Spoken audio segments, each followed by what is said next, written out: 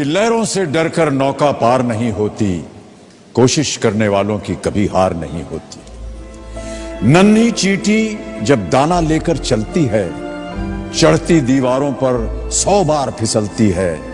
मन का विश्वास रगों में साहस भरता है, चढ़कर गिरना गिरकर चढ़ना ना अखरता है। आखिर उसकी मेहनत बेकार नहीं होती, कोशिश करने वालों की कभी हार नहीं होती। सिंधु में गोताखोर लगाता है डुबकियां, सिंधु में गोताखोर लगाता है, जा जाकर खाली हाथ लौट कर आता है। मिलते नहीं सहज ही मोती गहरे पानी में, मिलते नहीं सहज ही मोती गहरे पानी में। मुट्ठी उसकी खाली हर बार नहीं होती, कोशिश करने वालों की कभी हार नहीं होती। असफलता एक चुनौती है, इसे स्वीकार करो। असफलता एक चुनौती है, इसे स्वीकार करो। क्या कमी रह गई देखो और सुधार करो। जब तक न सफल हो नींद चैन को त्यागो तुम, जब तक न सफल हो नींद चैन को त्यागो तुम।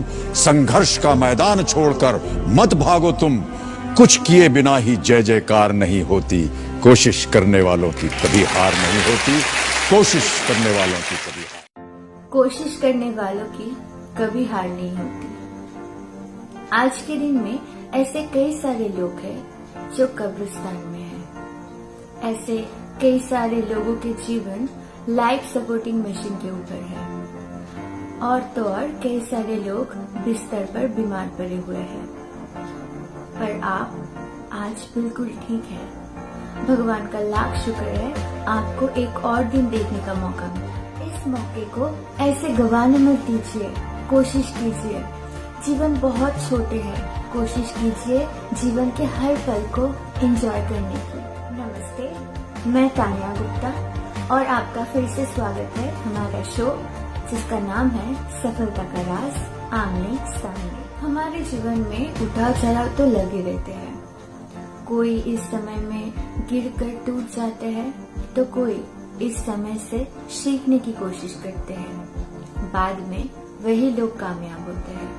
इसलिए कोशिश करते जाइए, क्योंकि कोशिश करने से जीत होती है। और कुछ सौभाग्यशाली व्यक्ति ऐसे भी होते हैं जिनके जीवन के रास्ते पर कोई विशेष व्यक्ति महत्वपूर्ण भूमिका निभाते हैं। वैसे ही INTTUC के नेता मिस्टर अशोक मुखर्जी के जीवन भी किसी खास इंसान से प्रभावित है।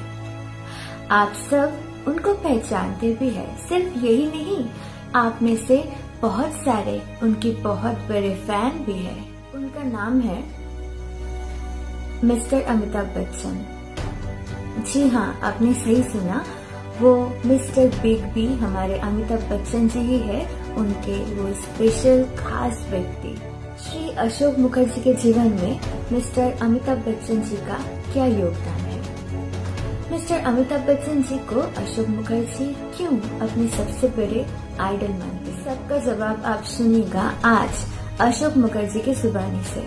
और तो और आज अशोक मुखर्जी के इंटरव्यू लेने वाले हैं हमारे प्रोग्राम सफलता का राज आमने सामने के निर्माता, और ये कॉन्सेप्ट जिनका है मिस्टर इम्तियाज जी। चलिए बिना देर के स्टार्ट करते हैं। देवियों और सज्जनों, मैं इम्तियाज हूँ। आज हमारे स्टूडियो में एक बहुत ही खास मेहमान अशोक मुखर्जी आए हुए हैं, जो अमिताभ बच्चन के बहुत बड़े फैन हैं और उसके बहुत करीबी हैं। तो अशोक दा, आपका बहुत बहुत स्वागत है हमारे स्टूडियो में। नमस्ते जी। आप कुछ अपने मित्र अमिताभ बच्चन के बारे में बताएं। अमिताभ बच्चन मेरा मैंने एकदम not only I am the fan of Amitabh Bachchan, उनको हम मानते हैं जैसे कोई आदर्श पुरुष है मेरा जिंदगी में जो आया, उसमें एकदम हमेशा टॉप में रहेगा अमिताभ बच्चन। हम सिर्फ अमिताभ जी का फिल्म का भक्त नहीं है, उसका पूरा जिंदगी, उसका जो कहानी हम सुना है। बहुत लोगों, जो लोग अमिताभ जी जब कलकत्ता में काम करता था उस टाइम उनके साथ नौकरी किया, ऐसा लोगों से सुना है। जो लोग नजदीक से उसको देखा है, कुछ रिपोर्टर, कुछ ऐसा आदमी जो अमिताभ का फैमिली के साथ बहुत दिन से जुड़ा हुआ है, ये सब देख के मैं बहुत प्रभावित हुआ। उस टाइम तो वो आम आदमी था, वो बास्केटबॉल खेलने का बहुत शौकीन था और बीच बीच में वो कलकत्ता बास्केटबॉल कोर्ट में चला जाता बास्केटबॉल खेलने दोस्त लोगों के साथ। तो इसके बाद तो सब जानता है उसका जो सफर आज तक, ये तो सब कहानी जानता है सब। तो कलकत्ता से उसका कैरियर शुरू हुआ था, उसका पहला कमाई कलकत्ता से, इसलिए कलकत्ता शहर को वो अलग से देखता है, कलकत्ता का लोगो भी अलग से देखता है। अब कलकत्ता बंगाल का लोग अमिताभ को सिर्फ मैंने एक तो एक्टर के तौर पे नहीं और अपना दामाद सोचते हैं, क्योंकि जया भादुड़ी जी का साथ उसका रिश्ता बना। और अमित जी को बारे में हमने जो सुना था, उनका साथ जो नौकरी करा एक टाइम, वो दोनों आदमी से हमारा एक बार हमारा मशहूर फुटबॉल खिलाड़ी और कोच शांतो मित्रो, इंडियन प्लेयर, स्मॉल का प्लेयर, वो स्टेट बैंक का भी मैनेजर था। मेरा चाचा भी स्टेट बैंक का दूसरा जगह का मैनेजर था। तो दोनों में बहुत अच्छा रिलेशन था। हम शांतो मित्रो का ऑफिस में अक्सर जाता था। वहां जाके दो आदमी से मिला था, जो लोग बातों बातों में कहा जे अमिताभ का साथ वो दोनों नौकरी किया। और अमिताभ उस टाइम भी बहुत सबसे मिलता था, एकदम बोला जे एकदम प्यारा आदमी था, सबको एकदम अपना सोचता था। बोले बाद में क्या हुआ, हम लोग अपना जिंदगी में बहुत आगे बढ़ चुका, हमारा फैमिली बना, तो सब लोग सुना भी है ये अमिताभ बच्चन शुरुआत में हमारा साथ एक ही ऑफिस में नौकरी करता था। तो मेरा जो घर वाला हुआ है वो बोल रहा जो वो लोग और मेरा बच्चा लोग एक बार अमिताभ से मिलाओ, ये बात बोलता था। बोले एक बार बॉम्बे में हम घूमने गया फैमिली लेके, बस शुरू हो गया जो अमिताभ से मिलवाओ। बोले ठीक है, अमिताभ तो मेरा साथ काम किया, थोड़ा संपर्क में भी हूँ, कभी कभी फोन में बात भी हुआ, लेकिन इतना बड़ा कलाकार कहाँ वो हमको इतना टाइम देगा, क्या करेगा संभव। फिर भी अमिताभ जी का घर चला गया, वहां जाके उनका ऑफिस में संपर्क किया। ऑफिस से बोला सर तो शूटिंग में है, आप आपका फोन नंबर यहाँ जहाँ रुके हैं वहाँ का होटल का सब दे के जाइए, हम सर को दे देंगे। तो रात को 1 बज गया था, वो लोग सो गया था, अचानक देखा होटल का वहाँ फोन बज गया, होटल रिसेप्शन से फोन आया ये आप तुरंत फोन का काट के लाइन धरिए, आपका साथ अमिताभ बच्चन बात कर रहा है।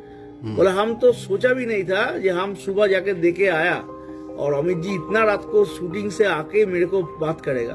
बोले वो जैसे उस टाइम बहुत देर से बात हुआ, बहुत पुराने बात हुआ, तो वो बहुत बिजी शेड्यूल उस टाइम, तो एकदम उसका एक साथ 20-30 शूटिंग चलता था। तो वो टाइम दे दिया जो उस टाइम हम फैमिली को लेके तुम आओगे, और फैमिली को लेके अमिताभ जी के पास पहुंचा। बाद में अमित जी उसको कोई एक बड़ा जगह होटल में जाके बच्चों को लेके डिनर भी कराया। बोले ऐसे मिल रहा था जैसे हम लोग उस जमाना से एक साथ आज भी काम करते हैं। ऐसा बड़ा आदमी ऐसा ही होता है, उसका दिल बड़ा होता है। ऐसे नहीं कि बड़ा कलाकार है हम लोगों से दूरी बना के रखेंगे, दूसरा स्टार जैसा अमिताभ नहीं है। और अमिताभ का जो फैन लोग भी है उनको के बारे में भी अमिताभ ख्याल रखता है। हमारे पास ऐसा खबर है बहुत सारे को हेल्प किया है, और अमिताभ हेल्प करता है एकदम चोरी छुप के, किसी को बता के नहीं। अशोक मुखर्जी, आप बंगाल में अमिताभ बच्चन का एक फ्रेंड क्लब भी चलाते हैं जिसका प्रेसिडेंट आप खुद हैं, और हर साल उस बर्थडे में बहुत सारे मिठाइयाँ बांटते हैं गरीबों को भी। और फिल्म कुली, तो कुली फिल्म आपको इतना प्रभावित कर गया कि आज भी उन सारे मजदूरों को बुलाते हैं, उस कुलियों को बुलाते हैं जन्मदिन में, और उन्हें भी मिठाई खिलाते हैं और अमिताभ बच्चन के जन्मदिन में शामिल करते हैं। तो क्या ये प्रोग्राम आपको अच्छा लगता है और लोगों का सहयोग मिलता है? देखिए कुली, हम लोग जो अमिताभ का फैन है, हमके लिए कुली का बहुत बड़ा महत्व है, क्योंकि कुली का शूटिंग में उनका जिंदगी तो लोगों के दुआ, ईश्वर के दुआ, अल्लाह के दुआ से उसका जिंदगी दोबारा वापस मिल गया था, और इसीलिए कुली को हम लोग कभी भूल नहीं पाएंगे। और देखिए अमिताभ कितना बड़ा महान व्यक्ति है, कहानी है, बहुत लोग जानता है, बहुत लोग जानता नहीं है। जब कुली का शूटिंग में उसका उतना खराब हाल हो गया, बीच कैंडी हॉस्पिटल में था, थोड़ा सुधार आया। तो इस टाइम अमिताभ का कुछ दवाई था वो अमेरिका से आता था, तो उनके कान में आया कोई नर्स या डॉक्टर से कि इस हॉस्पिटल में एक बच्चा है, उस बच्चों का कुछ ऐसा दवाई का जरूरत है, मेडिसिन का, जो हिंदुस्तान में नहीं मिलता है। वो मिलेगा कहाँ? वो यूएसए में। वो सुन के अमिताभ ने बोला ये करण जौहर का पिताजी जस जौहर, उसने ही सारे ये अरेंजमेंट करता था। ये जस जी, आपको मेरा दवाई के साथ, मेरा मेडिसिन के साथ उस बच्चों को जिंदगी देने के लिए जो दवाई का जरूरत है वो आपको यूएसए से लाना पड़ेगा।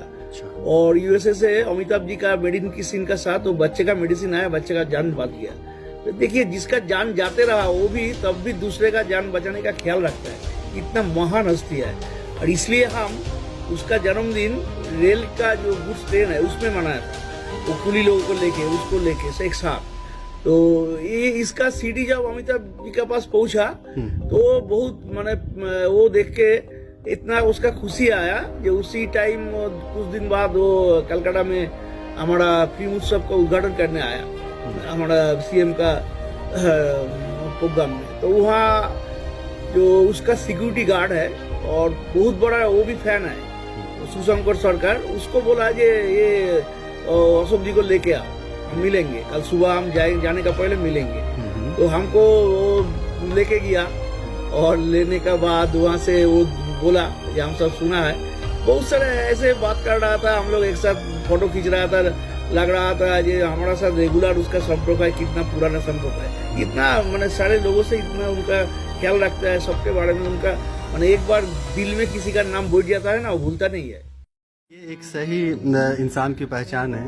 आप तो उनके भी करीब थे और उनके परिवार के भी करीब थे, और उनके पिताजी को आप पढ़ते थे भी, क्योंकि वो कवि थे। तो क्या उनके पिताजी से आप प्रभावित हैं, उनके कविताओं से? उनके कविता खास करके मधुशाला, वो तो हर हिंदुस्तानी उसमें प्रभावित हुआ है।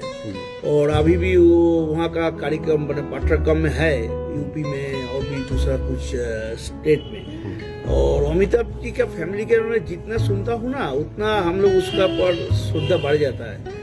अमित जी एक बार बोला कि जब उसका टॉप फॉर्म में है, शोले, मुकद्दर का सिकंदर, दीवार, सब किया के नंबर 1 सुपरस्टार, एक साथ कोई 20-25 फिल्म है हाथ में, तो उसको आने में देर होता। 3 शिफ्ट में शूटिंग करने के बाद रात को 1 बजे 1:30 बजे पहुंचता था। तो अमित जी देखता था कि उसका पिताजी उसको द्वार खोलने के लिए वहाँ बैठ रहता। तो एक दिन पूछा कि पिताजी आप क्यों इतना रात तक इंतजार करते हैं, मेरा घर में इतना नौकर बकड़ है, सब है। तो बोला कि बेटा, एक दिन था जब थोड़ा पैसा एक्स्ट्रा कमाने के लिए हम कभी सलमान में जाता था, हमारा भी आने में रात होता था, तो तब पूरा फैमिली मेरे लिए इंतजार करता था, क्योंकि परिवार का जो कमाने वाला है वो हमारे लिए इतना रात में आ रहा है। तो आज तुम परिवार को देखते हो, परिवार के कमाने वाला है, ये आज मेरा ड्यूटी है, तुमको हम रात में जाग के तुम्हारा दरवाजा खोलना है। तो इतना संस्कार जिस परिवार में है वो तो आगे जाएगा ही। और अभी भी वो, इसलिए हिंदुस्तान का जनता को कभी भूला नहीं है, इलाहाबाद का जनता को भूला नहीं है। वो एकदम माने माटी का आदमी है। अमिताभ बच्चन इतना बड़ा गया आदमी है, लेकिन वो माटी से जुड़ा हुआ आज भी। अशोक मुखर्जी, आप उनका हर साल उनका जन्मदिन मनाते हैं, और वो दिन से जब वो फिल्मों में नहीं गए थे और आज वो फिल्मों में है और भारत का महानायक है वो, और कैसा लगता है आपको? बहुत अच्छा लगता है। अमित जी जैसे महान हस्ती का जन्मदिन मनाना, सबको लेके मनाता हूँ। हम इत्तेफाक से आप भी एक बार था, तो अमिताभ का पहला फिल्म था सात हिंदुस्तानी। जी हाँ। तो सात हिंदुस्तान का उसका जो किराएदार था, हाँ। वो हिंद पीढ़ी का कोई मतलब लड़का दिखाया गया था। हाँ। तो हिंद पीढ़ी के साथ उसका एक तो रिश्ता बन गया था पहला फिल्म से। हाँ। तो इत्तेफाक से हम लोग उस बार जो हिंद पीढ़ी का अंदर ही उसका जन्मदिन मनाया। झारखंड का एक मोहल्ला है, एक मोहल्ला है रांची के अंदर में, हिंद पीढ़ी, और शायद उस मूवी का राइटर भी हिंद पीढ़ी का ही था। अच्छा। ये इत्तेफाक है, और ये भगवान की मर्जी थी, जो आप इतने करीब उनके रहते हुए भी ऐसा इत्तेफाक हुआ कि आपको उसी धरती के सरजमी पर उनका बर्थडे मनाया था। ये बड़ी शुभ घड़ी था और अच्छा मौका था। अमिताभ बच्चन जी जब भी बंगाल में आते हैं तब भी अशोक जी से जरूर मिलते हैं। सिर्फ इतना ही नहीं, अमिताभ बच्चन जी के माध्यम से अशोक जी के साथ राजीव गांधी जी का भी पर्सनली परिचय है। अशोक दा, जब भी अमिताभ बच्चन बंगाल आते हैं तो आपसे मिले बगैर नहीं रहते हैं, आप जाते ज़रूर हैं। और आपके फ्रेंड्स क्लब के बारे में भी उन्होंने बहुत बात कहा है, और वो सहयोग की भी उम्मीद जगाया है आपको, और आप उस प्रोग्राम को आगे बढ़ाते भी रहते हैं। और इस बात के बीच में एक बात याद आई कि राजीव गांधी से भी आपका संपर्क था अमिताभ बच्चन की वजह से, क्योंकि वो उनके दोस्त थे और उनके पारिवारिक मित्र थे। तो क्या कभी ऐसा मौका मिला जो राजीव गांधी के साथ इकट्ठा आप अमिताभ बच्चन से मिले हो? ना, राजीव गांधी जी के साथ हम मिले थे, उनसे 2-3 बार मिले थे। और एक बार तो बहुत खास उनके 10 जनपद रोड का घर में बहुत सारे हमारा बंगाल के पॉलिटिक्स के बारे में, स्टूडेंट पॉलिटिक्स, उस टाइम में स्टूडेंट लीडर था, बात हुआ। लेकिन उस टाइम अमिताभ बच्चन नहीं था, राजीव जी था। और राजीव जी से इतना हम मैंने मिलने के बाद उसके बातों से इतना मेरा मैंने पॉलिटिक्स हम छोड़ ही देता था। तो राजीव जी का बात इतना अच्छा लगा, और उसने ही पहला बार बहुत प्रयास किया था वहाँ से सीपीएम सरकार को हटाने के लिए। और राजीव गांधी और अमिताभ बच्चन बहुत करीबी दोस्त था, एक साथ दोनों स्कूल में पढ़ा भी था, दोनों फैमिली में उस टाइम बहुत बड़ा दोस्त भी था। तो राजीव जी का बातों पे सिर्फ अमित जी पॉलिटिक्स में आया था, एमपी बना था इलाहाबाद से, वो भी हेमंत बहुगुणा को इतना 2 लाख के ऊपर वोटों से हरा के। लेकिन वो पॉलिटिक्स में जो लेग पुलिंग होता है उसके बारे में वो जानता नहीं था, वो हुआ था, बहुत दुखद है, इसलिए वो छोड़ के चला गया। दोबारा पॉलिटिक्स में आता भी नहीं है। लेकिन सरकारी जो कार्यक्रम होता है वो एकदम अमित जी करता है फ्री ऑफ कॉस्ट। हमारा देखिए उद्घाटन करने चला आता है एकदम free of cost. Gujarat government का कितना दिन से वो ब्रांड एम्बेसडर है, एक पैसा नहीं लेता है। ये उस एक तो उदाहरण वो छोड़ के जाता है। मिस्टर बच्चन जी के बारे में और भी सारे दिलचस्प और अनजान राज अभी भी जानना बाकी है। चलिए सुन लेते हैं अशोक जी के मुंह से। और तो और आप सुन के हैरान भी रह जाएंगे कुछ कुछ। अशोक मुखर्जी, बातें आप अच्छी कर रहे हैं और अच्छी जानकारी हम लोग को मिल रही है, और दर्शकों को भी बहुत अमिताभ बच्चन के बारे में जानने का मौका भी मिल रहा है आपके माध्यम से। अशोक दा, आप ये बताइए कि कोई ऐसी घटना बताइए अमिताभ बच्चन का कि जो दूसरे दर्शक ना जानते हो। कुछ ऐसी बातें अगर याद हो तो हमें जरूर बताएं। अमित जी फुटबॉल का भी बहुत बड़ा फैन था। जब उसका बरसात की एक रात जो बांग्ला में अनुसंधान फिल्म दार्जिलिंग में शूट हो रहा था, वो राखी जी, अमजद जी सब था। उस टाइम दार्जिलिंग गोल्ड का फुटबॉल बहुत मशहूर था। वो मैच देखने चला आया, लेकिन लोगों का जब उन पर ध्यान आकर्षित हो गया ना, मैच बंद होने जा रहा था, तो बहुत मुश्किल से उसको पुलिस निकाल दिया पीछे से, पूरा मैच देख भी नहीं पाया।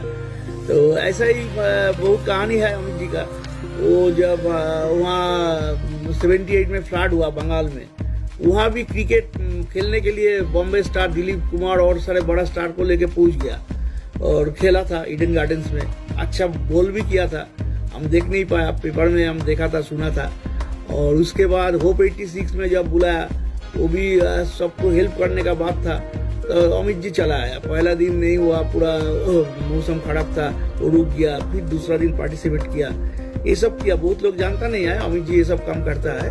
और हम इस बार कोरोना पीरियड में देखिए ना, जो विमान द्वारा भाई यार सबसे पहले इलाहाबाद में, उसके बाद बहुत शहर में, वो जो हमारा भाई लोग बाहर दूसरा स्टेट में काम करता था, उसको अपना घर पहुंचा दिया, और वो भी चुपचाप। और वो जो 2-3 ऐड किया अभी अभी, वो ऐड के लिए पैसा नहीं लिया, उसके बदले में वो जिसका ऐड था उन लोगों को बोल दिया कि आप रेगुलर टाटा कैंसर हॉस्पिटल में जो मरीज लोग आए वो सारे बंद है, उसका जो घर वालों आए यहाँ है, कहाँ से खाना मिलेगा, सबको खाना बांटो। और हजरतबाल में भी 1000 पैकेट फूड पैकेट वो भेजता था।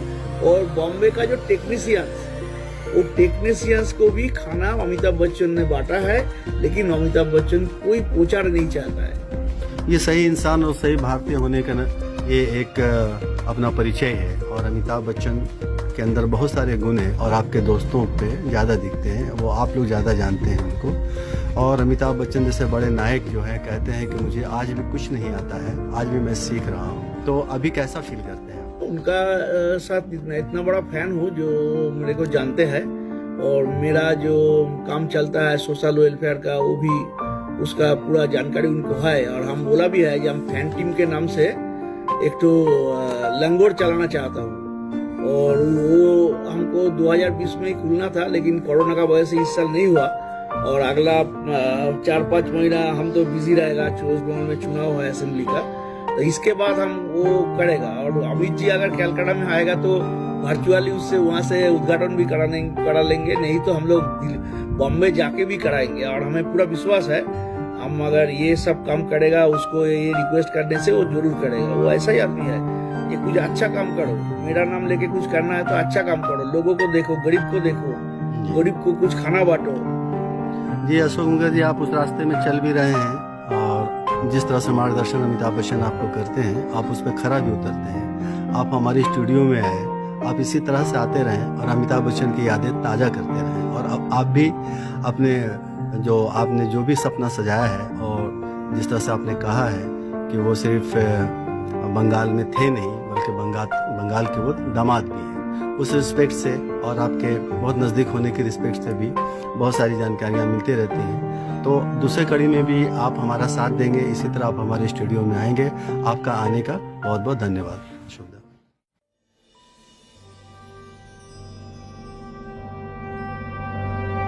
मुट्ठी में कुछ सपने लेकर भर कर जेबों में आशाएं,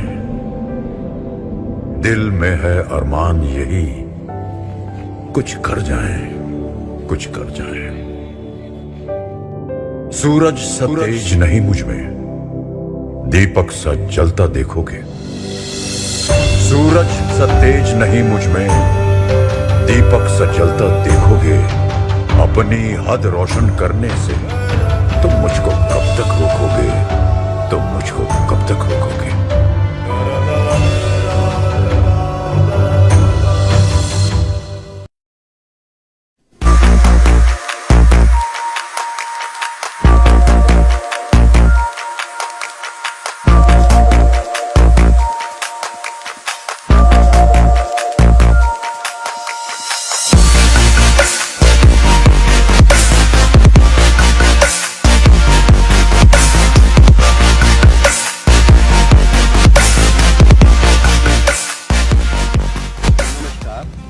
मेरा नाम इम्तियाज है।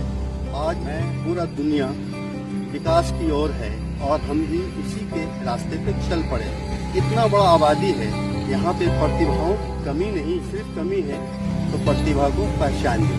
मैं एक ऐसा प्रोग्राम लेके आया हूँ जो आपको सफलता की ओर ले जाएगा, जो आपकी प्रतिभा, आपकी शख्सियत को निखारेगा। एक मैं सपना लेके आया हूँ, इस सपना का नाम है सफलता का राज आमने सामने। तो दोस्तों आइए मैं बताता हूँ कि हमारा प्रोग्राम किस तरह से विस्तार पा रहा है। इस प्रोग्राम को अमिताभ बच्चन ने दिल से सराहा है, हमारे हौसले को बढ़ाया है और उन्होंने कहा है इस प्रोग्राम को देश हित में और लोगों के अंदर जो प्रतिभा छिपी हुई है उसके हित में आप काम करें। दोस्तों यकीन मानिए आपके अंदर वो सारे गुण होते हैं, सिर्फ एक जानने और समझने वाला नजर चाहिए। आप अपने प्रतिभा को पहचानिए और मुझे मौका दीजिए कि मैं आपका इस प्रतिभा को अपने प्रोग्राम में शामिल कर सकूं। ये प्रतिभा सिर्फ इसलिए नहीं तलाशा जा रहा है क्योंकि आपको लोग अच्छा और महान कहें, वो तो है ही है, वो इसलिए कि देश के विकास में हम सब एक साथ हो और शामिल हो। दोस्तों इस प्रोग्राम को सोशल मीडिया पे जरूर देखें। इस प्रोग्राम का नाम है सफलता का राज आमने सामने। इस प्रोग्राम जब आप देख रहे हो तो नीचे में एक डिस्क्रिप्शन आएगा जहाँ पे हमारा मोबाइल नंबर होगा, कॉन्टेक्ट नंबर होंगे, ईमेल होंगे। आप उस नंबर को निकालिए और डायरेक्ट आप हमसे बात कीजिए और अपनी प्रतिभाओं के बारे में बताएं। हमें भी एक मौका दीजिए आपकी प्रतिभा को खोज करने के लिए। आपका बहुत सारा प्यार मिल रहा है और मिलता रहेगा। आप जरूर आए हमारे इस प्रोग्राम में, जिस प्रोग्राम का नाम है सफलता का राज आमने सामने। नमस्कार।